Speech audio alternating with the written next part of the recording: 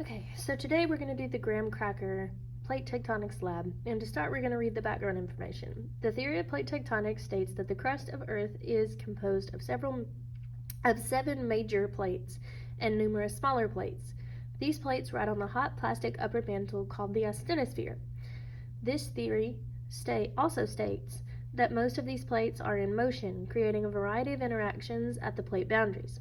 As plate boundaries, plates may converge, or at plate boundaries, plates may converge, diverge, or split lateral past each other in a horizontal motion. In addition, some plates may appear to be inactive. So that's our background information reminding you of what the tectonic plate theory is. Now we're going to go over the objective, which is to use graham crackers and marshmallow fluff to demonstrate the movement of tectonic plates.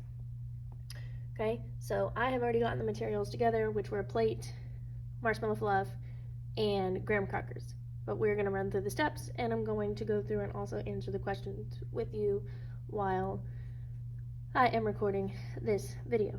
Okay, so the first two things that we're going to address are what the graham cracker represent and what the marshmallow fluff represent. So here we have our marshmallow fluff and we have our graham cracker. Okay, in the background information it mentioned that there is a hot plastic part of the upper mantle which is referred to as the asthenosphere. So the part that we're going to use as our asthenosphere is going to be the marshmallow fluff because it has a plastic tendency. And then the graham cracker is going to be our tectonic plates or lithosphere.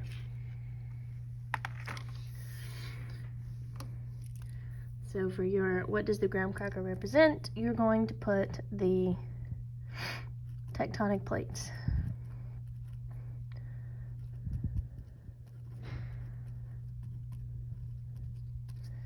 Comma the lithosphere.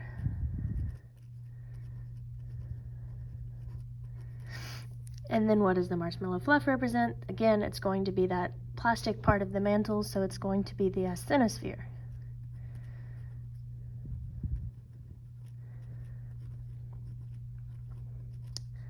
Now what we're going to do is we are going to complete step 5 on the procedure. It says to place 2 fingers on top of each of the halves of graham cracker and move them toward each other.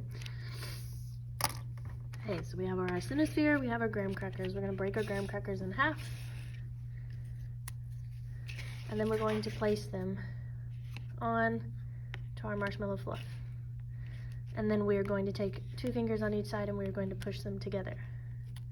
Okay, so as we push them together, you can see that it's got a little bit of the asthenosphere pulling up at the top. This is going to be what causes us to make mountains, and if you were to flip it, you can see that it kind of has a mountain peak, or that it's making a triangle with the 2 plates that would eventually form a mountain. So now it's asking us, now that we've completed step 5, what boundary does that represent? Okay, well these are the plates coming together, so they're going to come together. That means that they're going to be convergent. And convergent has 2 different movements. It has collision and it has subduction. And if we look at our plates, we can see that they are colliding, but it's not forming subduction. Subduction is when one plate goes underneath the other.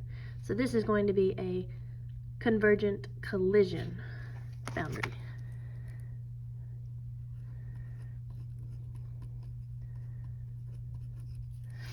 Okay, then it asks us what type of landforms or natural disasters occur at this stage or at this type of boundary.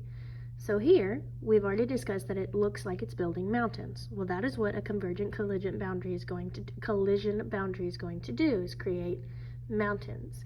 If you wanted to, you could also go back and look at your plate tectonic notes from last week where we had the 3 pages and then the chart, and you could also see what is formed at each plate boundary.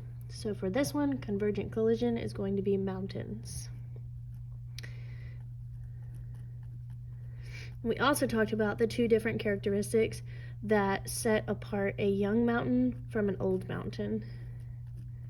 And the old mountain is going to have rounded points or rounded tops versus where the young are going to be pointy and jagged. Okay, so now we're going to complete number 6, which is now using your fingers push the graham crackers away from one another. And then again, we're going to answer the 2 questions of what does the boundary represent, or what boundary does this represent, and what type of landforms or natural disasters occur at this type of boundary. So let's see what happens when we pull our plates apart.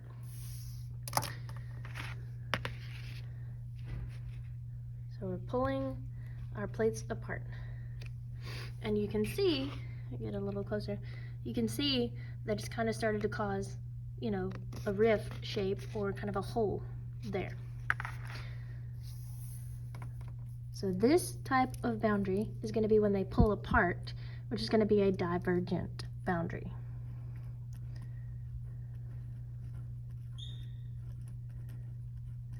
And it's talking about landforms that occur or natural disasters that occur at this type of boundary. Well, in our notes, we talked about it when looking at the 2 types of crust. So there's the continental and there's the oceanic.